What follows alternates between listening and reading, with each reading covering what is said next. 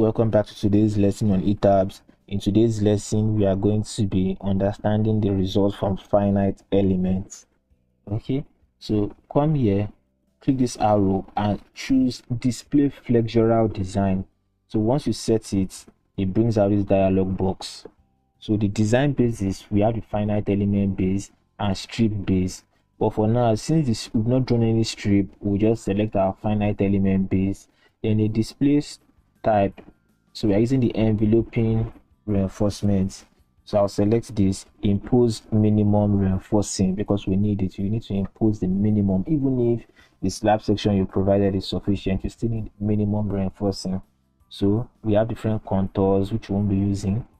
Then for now, what is showing us is the direction top rebar. So where we need reinforcement, this is what is showing.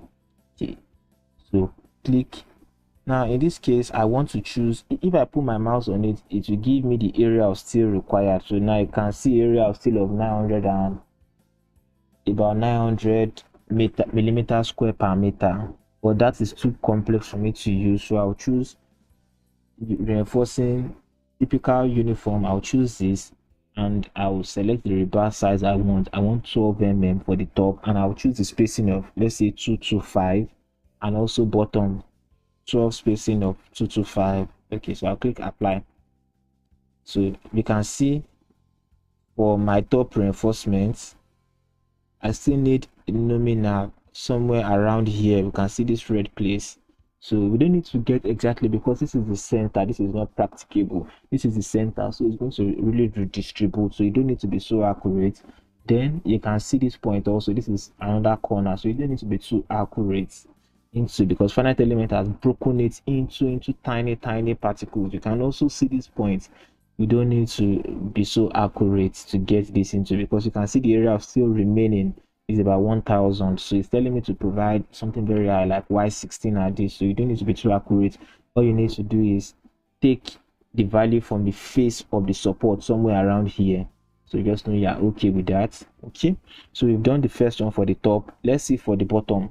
So display flexural design and select this direction 1 bottom. So click apply. So you can see we have no red logo there for the bottom. So I think Y12 at 225 is going. Then let's see for direction 2 top. Okay, so we are okay with this at the top, okay with this, okay with this. So just check it around. Y12, you can also change it to whichever way you want, 200 to see it. Apply. Okay, so I think it's suggesting we are okay. So let's check the bottom. Apply. So it's also okay. We are good to go. We are good to go.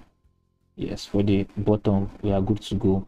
So this is just one method of getting the reinforcement. So you already know what you want. So for me, to make everything easy, my detailing, I'm going to use Y12 at 225 top and Y12 at 250 bottom. So let me see if 250 will work. So click apply. Okay, I still need little area of steel, so I just make it Y12 at 225 bottom and Y12 at 200 top. Okay, 200. Okay, so click apply and click OK. So we've done for the bottom. You also check it in all directions for us to know we are doing the right thing.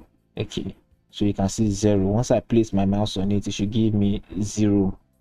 That is, no area of steel is left. That's why 12 is okay for that. Then for the top, I've always said that you don't need to get the exact line. You just need to get somewhere around here to use for your area of steel design. Okay, because once you are picking at this point, it is not really practicable. You can see I still need area of steel along this side, which is not practicable. Okay, the next one we are going to use in the next video is going to be the strip design method. So thank you for watching today's video. If you have any question, you can drop it in the comment section.